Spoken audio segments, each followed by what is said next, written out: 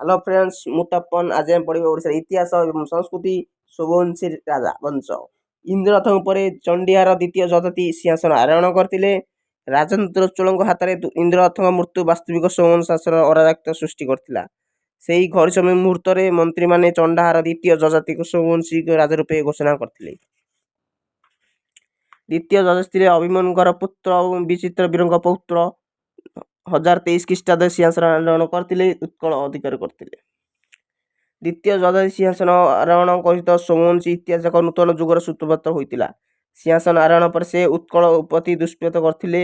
ଭୌମଙ୍କର ବଂଶର ଶେଷ ରାଣୀ ଧର୍ମା ମହାଦେବୀଙ୍କ ମୃତ୍ୟୁ ପରେ ଉତ୍କଳ ସିଂହାସନ ଶୂନ୍ୟ ହୋଇପଡ଼ିଥିଲା। କାଳ ବିଳମ୍ବ ନ କରି ଦ୍ୱିତୀୟ ଯଯାତି ଏହାକୁ ଅଧିକାର କରିଥିଲେ। ଏହା ଫଳରେ ଭୌମକରମାନଙ୍କ ସମସ୍ତ କରଦ ରାଜ୍ୟ ସୋମବଂଶୀ ଅଧୀନରେ ଆସିଥିଲା। କୃତିତ୍ୱ ବର୍ଣ୍ଣନା। ଚଣ୍ଡିହାର ଦ୍ୱିତୀୟ ଯଯାତି ସୋମବଂଶୀ ରାଜା ମଧ୍ୟରେ ଥିଲେ ପ୍ରଚଣ୍ଡ ପ୍ରତାପୀ। ତାଙ୍କ ଅଭିଲେଖରେ ବର୍ଣ୍ଣନା କରାଯାଇଅଛି ଯେ ତାଙ୍କ ପାଦ ପାଖରେ ଅଧିନସ୍ଥ କରଦ ରାଜାମାନେ ମୁକୁଟ ଭୂମିତ ହେଉଥିଲା। ସେ ନିଜର ଉଦାର ଚରିତ୍ର ଦ୍ୱାରା ସୁପ୍ରସିଦ୍ଧ ନଳ ନହୁଷ ତୁଳନୀୟ ହୋଇଥିଲେ। ତାଙ୍କର ଅଭିଲେଖଗୁଡ଼ିକରୁ ସେ କର୍ଣ୍ଣାଟ, ଲାଠ, ଗୁଜରାଟ, ଦ୍ରାବିଡ଼, କାଞ୍ଚି, ଗୌଡ଼, ରାଜ, ତ୍ରିକଳିଙ୍ଗ ଆଦି ଉଦ୍ଧାର କରିଥିଲେ ବୋଲି ମହାରଥିରାଜ ଉପାଧିରେ ଭୂଷିତ ହୋଇଥିଲେ।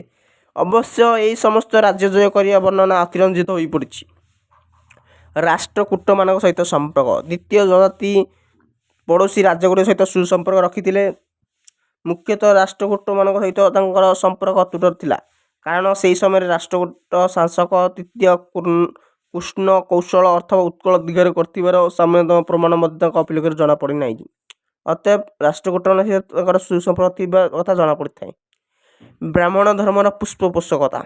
ଦ୍ୱିତୀୟ ଯଯାତି ଥିଲେ ବ୍ରାହ୍ମଣ ଧର୍ମର ପୃଷ୍ଠପୋଷକତା। ଓଡ଼ିଶା ପ୍ରଚଳିତ ଜନଶ୍ରୁତି ଅନୁସାରେ ସେ କାଣକୁବ୍ଜ ବା କନୌଜରୁ 10,000 ବ୍ରାହ୍ମଣ ଆଣି ଯାଜପୁରଠାରେ ଏକ ଅଶ୍ୱମେଧ ଯଜ୍ଞ କରିଥିଲେ। ଯାଜପୁର ବୈତରଣୀ ନଦୀ କୂଳରେ ଦଶାଶ୍ୱମେଧ ଘାଟ ଏହାର ସ୍ମୃତି ବହନ କରିଥାଏ।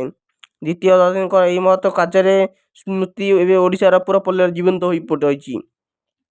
ବିବାଦିତ ମାଙ୍ଗଳିକ କର୍ମମାନଙ୍କରେ ଅଥବା ବିରଜା କ୍ଷେତ୍ରରେ ନାଭିଗୟାଠାରେ ପିଣ୍ଡଦାନ କଲାବେଳେ ବ୍ରାହ୍ମଣ ଉଚ୍ଚାରଣ କରିଥାନ୍ତି କନୌଜ ଦେଶଂ ସ୍ତମ୍ଭ ମାହୁତାୟଂ ଯଶାଶ୍ୱମେଧଂ ପୁରା ବିଧାତା ମର୍ତ୍ତ୍ୟ ସ୍ମିତା ସ୍ୱର୍ଗ ଗଚ୍ଛାତ ପିପ୍ରା ସେଭ୍ୟୋଦିବାଜ୍ୟ ପଦଦାମିଚାଜ୍ଞ। ଓଡ଼ିଶାରେ ଉକ୍ତ ବ୍ରାହ୍ମଣ ବସତି ସ୍ଥାପନ କରିଥିଲେ। ଏଥିରୁ ଦ୍ୱିତୀୟ ଯଯାତି ବ୍ରାହ୍ମଣ ଧର୍ମର ପୃଷ୍ଠପୋଷକତା କରିଥିଲେ ବୋଲି ସ୍ପଷ୍ଟ ପ୍ରମାଣିତ ହୋଇଥାଏ।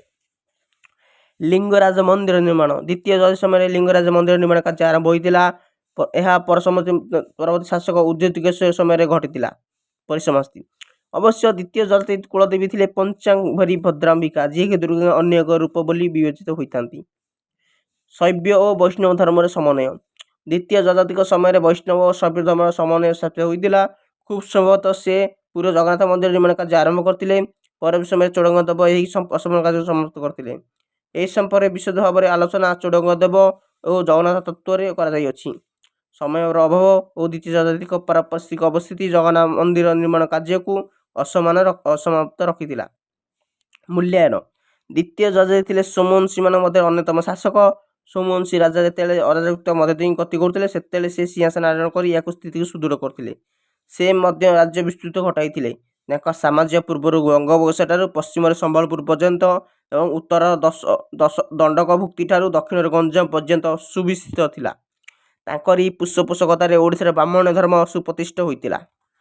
ଆଜି ପାଇଁ ଏତିକି। Please like, share and comment.